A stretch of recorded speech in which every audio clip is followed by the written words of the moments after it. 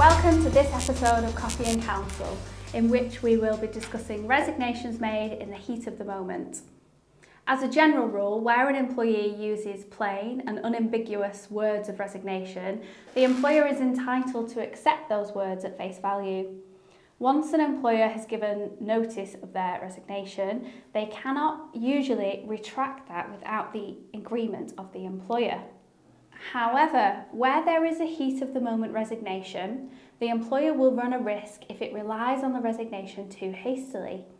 If the words of resignation were part of an expression of frustration in the heat of the moment and were not genuinely intended, the employer may be treated as having dismissed the employee rather than accepting a resignation.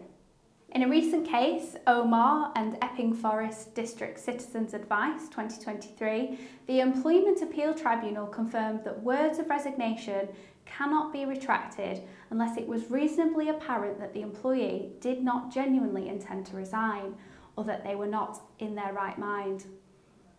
When considering a case where an employee has tried to retract a heat of the moment resignation, a tribunal would have to decide whether the employee did not really mean to resign, or whether they did mean to resign but then changed their mind.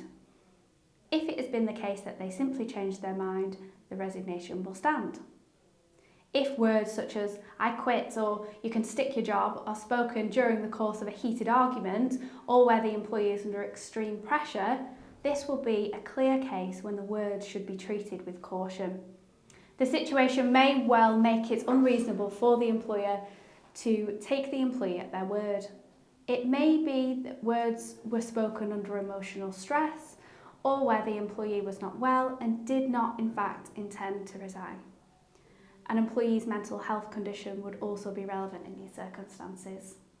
To avoid the risk of a claim, the employer should allow a reasonable time to elapse before acting on the resignation. This period of time would be relatively short, usually a day or two. The employer should investigate the matter, as facts arising during this time could cast doubt on whether the employee actually intended to resign. A failure to allow this cooling off period and to investigate the facts may lead to a finding that there has in fact been a dismissal.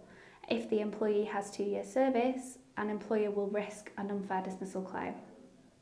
If you have any queries about resignations in the heat of the moment, please do not hesitate to get in touch. Thank you.